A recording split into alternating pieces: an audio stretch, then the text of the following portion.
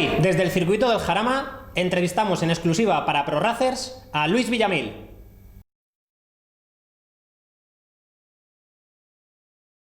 Bueno, decir Luis Villamil en el circuito del Jarama es una presentación más que suficiente, ¿no? Bueno, en el circuito del Jarama hay, como he corrido muchos más, pero ciertamente me inicié en el circuito del Jarama. Muchos más son 40 y pico. Me inicié aquí, empecé a dar vueltas en el Jarama en el verano de 1976. Gané una especie de Operación Triunfo que se llamó Operación Arcoiris. Estuvimos aquí dando vueltas durante 15 días y como lo gané salí en el nodo, que es una cosa increíble, pero que está ahí, se puede ver. Desde entonces hasta aquí todavía seguimos dando vueltas.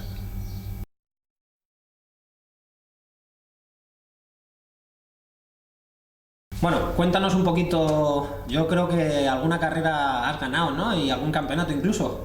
Bueno, después de esa Operación Triunfo, de esa Operación Arcoiris, me ayudaron a iniciarme en la competición y entonces tuve la suerte de poder ganar la Copa R8TS. La última Copa R8TS que se disputó la gané yo, que fue en 1978. Con el antiguo Renault 8. R8TS, o sea, con el Porsche pobre. Muy bien. Entonces, luego se ganaba, si ganabas carreras, ganabas premios que te permitían mantenerte. Esa fue la estrategia, yo no tenía otro patrimonio. Y entonces, bueno, ganándolo me dieron un R5 por ganar la Copa, más dinero. Entonces luego gané la Copa R5.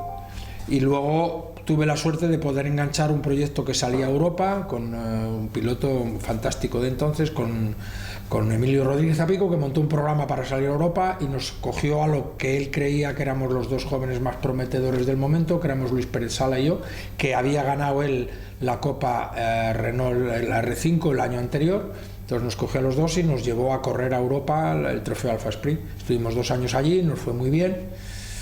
Y entonces luego empalmamos con un proyecto de CAMSA para llevar a un español a la Fórmula 1, corrimos el europeo de Fórmula 3, el italiano y demás. La pelota fue creciendo, Luis Pérez Sala llegó a la Fórmula 1, curiosamente no de manos de CAMSA, de mano de Lois, porque cambiaron de presidente, estas cosas que pasan, y entonces el nuevo presidente dijo que a tomar viento el programa. Y luego yo a partir de ahí ya me dediqué a los turismos y tuve la oportunidad de ser piloto oficial de Alfa Romeo. Primero hice un europeo de turismos con un Alfa, luego hice el campeonato de España, gané el del 88 con un Alfa 33, el del 89 con un 75, luego gané el del 95 con un Alfa 155, ya de reglamento superturismo, los mejores coches que yo he conducido jamás. Y luego fui piloto oficial de Opel, no gané nada, entonces casi nadie se acuerda de eso. Y luego volví a salir a Europa y estuve haciendo campeonatos de Europa, hice el campeonato italiano, gané el campeonato italiano como semioficial de Alfa además, volví luego otra vez a hacer el europeo, muy largo todo esto, y luego pues me enrolé en la Alfa Cup porque quería intentar ganar algún campeonato, porque estando semioficial los oficiales te ganan siempre. Y bueno, pues me aburría un poco, podía seguir en esa dinámica pero no me motivaba mucho, y entonces dije voy a intentar ganar la Alfa Cup, que por lo menos son todos los coches iguales, y la gané en el 2006, quedé subcampeón en el 2007 y me llevé a Antonio Chacón para enseñarle. Corrimos los dos, yo me sentí un poco obligado a correr, a ayudar a alguien como me habían ayudado a mí. Ayudé a Antonio, que me parecía un piloto magnífico, bueno, tan magnífico que ganó, o sea, nos jugamos la Alfa Cup el año 2007, mis amigos más malévolos dicen que le enseñé demasiado porque ganó. Nos jugamos en la última carrera en Barcelona el campeonato y él hizo primero, yo segundo, y entonces ganó él. Muy bien, muy interesante, menudo palmarés.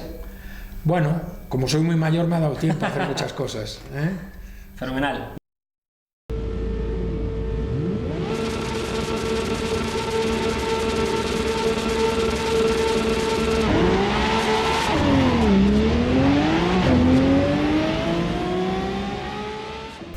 Bueno, Luis, como sabes, en ProRacers, que somos una comunidad que se dedica a organizar carreras en línea, nos gusta que los campeonatos sean lo más realistas posibles.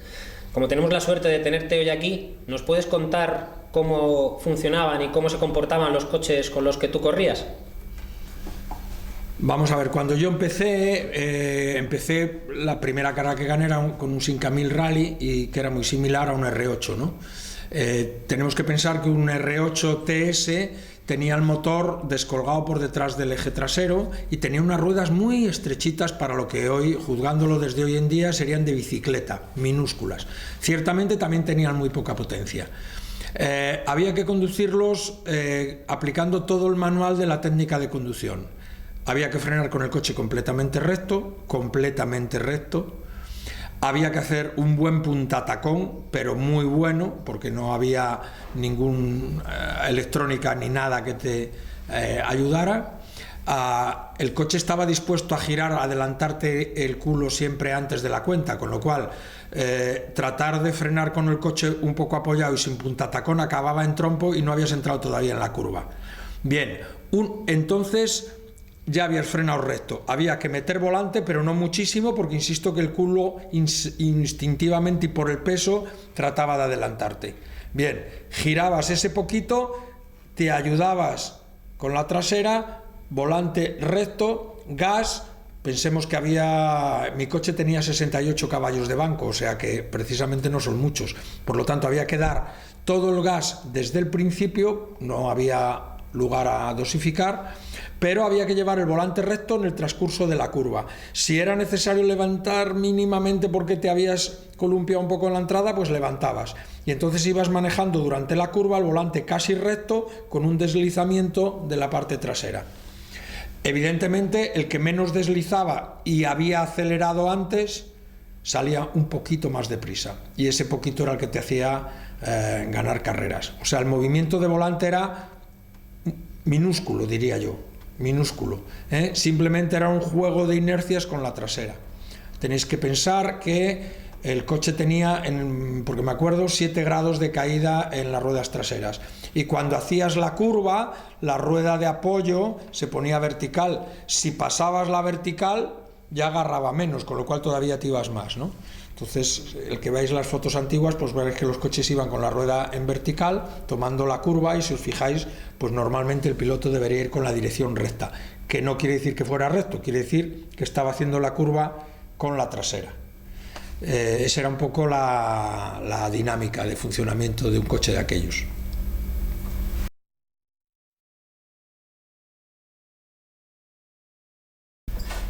El R5 de la Copa ya era un coche radicalmente distinto, era un coche de carreras, llevaba slick, tema ya muy importante, y para entonces llevaba, en mi caso, salían con 96 caballos si no recuerdo mal, pero de banco mi coche tenía 103, que hoy parecen de utilitario, pero entonces era el no va más. Eran suspensiones muy duras, muy bajas, y entonces ya era un coche que, a diferencia del antecesor R8, se iba de morro porque era un tracción delantera, y con esos caballos y la geometría de suspensión de entonces, pues todo el tema era ver cómo hacíamos que no se fuera el morro a la entrada de las curvas, presiones, etcétera. No teníamos reglajes de caída, los amortiguadores eran los que eran, pero sí que se trabajaba mucho con la altura del chasis, que estaba limitada, pero tenía barras de torsión, y entonces había que regularlos muy bien en ese apartado para que todas las ruedas tuvieran el mismo apoyo en el suelo.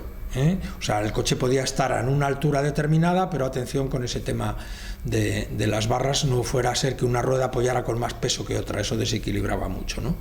El coche luego ya corría mucho, pero atención, porque era muy sensible a, por ejemplo, 200 vueltas de más, atención que no había limitador, o una reducción desafortunada, 200 vueltas de más suponía un pasón de vueltas que se doblaban las varillas, porque el árbol de levas no iba en la culata. La dirección no había servo, por lo tanto era muy dura, en las curvas era durísima. Cuando el coche entraba en apoyo, que se le quedaba entre ruedas y demás, la dirección era muy dura, había que ir cerca del volante para meter mucho volante y tener el tacto. Por supuesto no teníamos autoblocante, pero insisto, con ese agarre de carreras pues ya era muy importante. La manera de conducir, por lo tanto, era radicalmente distinta, te permitía más errores en las frenadas, entrar ya a lo mejor un poquito frenando, y luego yo descubrí algunos reglajes que permitían en las curvas rápidas que la trasera deslizara más, y entonces se iba un poquito más deprisa. O sea, todo lo que no fuera irse de morro ya suponía ir un poquito más deprisa.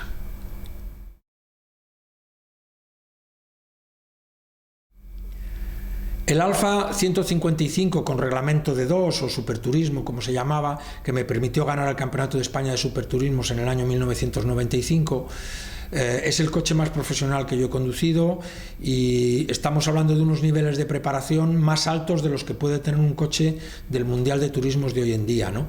Para que nos hagamos una idea, la caja de cambios era como en un Fórmula, era una Hewland, y los desarrollos eran libres. Entonces había veces, por ejemplo en el Jarama, que entrenábamos con un desarrollo de cambio para poder hacer la segunda de Le Mans en primera concretamente, pero esa primera era demasiado larga para arrancar, y entonces en carrera llevábamos otro desarrollo de caja de cambios. Pero si luego no te gustaba, pues tú decías, yo quiero una tercera más larga porque no sé qué, o una cuarta más corta. O sea, cada piloto escogía lo que le convenía. Regulábamos las barras estabilizadoras desde el habitáculo, o sea que en plena carrera y en función del gasto de gasolina o de lo que fuera, tú, o del desgaste de neumáticos, podías variar las regulaciones de las barras estabilizadoras. Por supuesto, todas las regulaciones de suspensión de muelles, amortiguadores, marcas, todo eso era libre. Llevábamos unos frenos que si quitabas la rueda eras capaz de dar una vuelta con el disco por la pista y volvías a boxes, porque eran gigantescos, con lo cual el coche frenaba en unas distancias minúsculas, ¿no? La mayor parte de los coches entonces que hubo en España, muchos de ellos eran oficiales, luchabas contra los oficiales, con ingenieros. Ya los coches tenían la telemetría de hoy en día. Llevábamos un diferencial electrónico, por ejemplo, que bloqueaba al 100% en las frenadas, o sea, con el freno, al tocar el freno, tenía un dispositivo que se bloqueaba al 100% en las frenadas. O sea, prácticamente tú te podías regular el coche a tu gusto, de una manera absolutamente profesional, con la telemetría, con el ingeniero, etc. Incluso había compuestos de neumáticos libres y marcas libres, con lo cual tú podías escoger un compuesto con más o con menos fortuna, también para la carrera y demás. Yo gané una carrera en Jerez porque cogí el compuesto que no quiso nadie, que era el más duro, y todos cogieron el blando. Cuando a los demás se les gastó el blando, yo gané con el duro. Bueno, fue una elección afortunada, porque si no, no lo hubiera contado, porque si fuera un desastre no se cuentan, pero te acuerdas de estas cosas, ¿no? Y entonces, bueno, ha sido un coche extraordinariamente competitivo, extraordinariamente profesional, todos aquellos coches en general, pero yo, pues si tuviera que quedarme con un coche de mi carrera deportiva, me quedaría con ese. Luis, nos han chivado por ahí que tienes un coche en casa como muy guardadito. ¿Nos puedes contar algo más acerca de eso? Bueno, uno le hubiera gustado quedarse con todos los coches con los que ha corrido, o por lo menos con los que ha ganado, pero es inviable, como es obvio. Tengo uno de los coches con los que he podido correr, en concreto el Alfa 33, que me permitió ganar el Campeonato de España de Turismos. La historia es bastante curiosa. El coche se llevó a Italia para hacer, se cogió un coche de calle, lo llevamos a Italia a hacer, a Aldo Vigazzi, que era el especialista, que había ganado el campeonato italiano con un coche similar, y entonces a Aldo Vigazzi le hicieron oficial de BMW. Cuando salieron los BMW M3 E30, los primeros, le hicieron oficial para correr el Mundial de Turismos. Y entonces me dijo, yo no te puedo hacer un Alfa 33, que me acaban de hacer oficial de BMW, que estoy muy liado. Y yo tenía un contrato de piloto de Alfa Romeo, pero de piloto oficial de Alfa Romeo sin coche, eso no se come muy bien. Y entonces yo le presioné mucho, porque he corrido mucho con él, muchos años con él, le presioné, y entonces me dijo, si vienes a trabajar de mecánico a mi casa, te alojo en mi casa, te haces el 33, yo te ayudo, y te llevas el 33 cuando acabes. Y me fui a vivir 3 meses a su casa, y él me hizo el motor, el cambio, pero yo me hice pues todo lo demás, desmontar la carrocería, tal, instalaciones eléctricas, etcétera, montar suspensiones, montar barras, montar asientos. Bien, con ese coche en el donde he trabajado encima de mecánico, me permite ganar el Campeonato de España del año 88. Bueno, pues al final surgió la posibilidad, cuando acabó el campeonato, cambió el reglamento, con lo cual el coche tuvo una devaluación, porque ya no se podía correr con ese coche en el Campeonato de España, y Alfa Romeo me dijo que si me lo quería quedar. Pues ¿qué queréis que os diga? Que lo tengo guardadísimo y en estado de funcionamiento, y lo he sacado en alguna ocasión.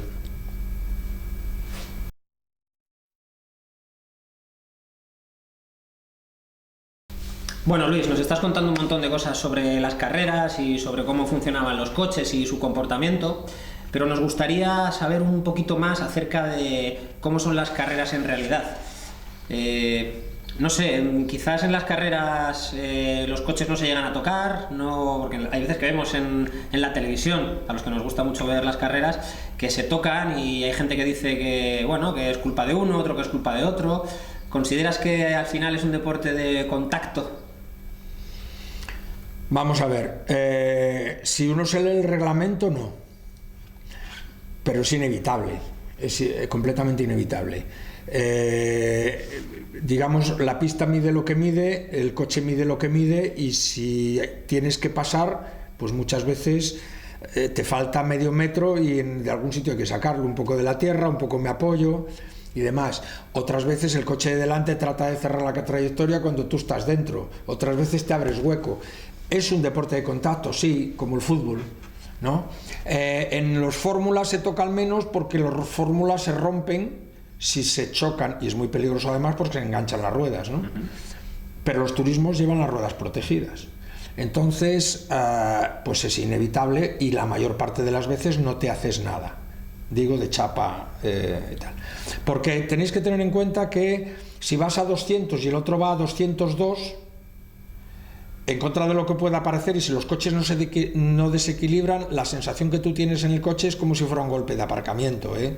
O sea, te das así, vas a 200, pero es como un golpe de aparcamiento, la sensación.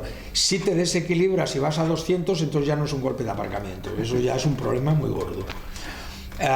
Pero sí es un tema de contacto, hay quien contacta mejor, quien contacta peor, hay quien incluso en el contacto, y nosotros lo sabemos prácticamente siempre, puede ser limpio con contacto y puede ser un rematadamente guarro con muy poco contacto, ¿no? Pero esto es un poco pues como la vida misma, ¿no? Yo creo que como en el fútbol hay defensas más antideportivos y otros menos antideportivos, ¿no? Fenomenal. Muchísimas gracias, Luis. De nada, a vosotros.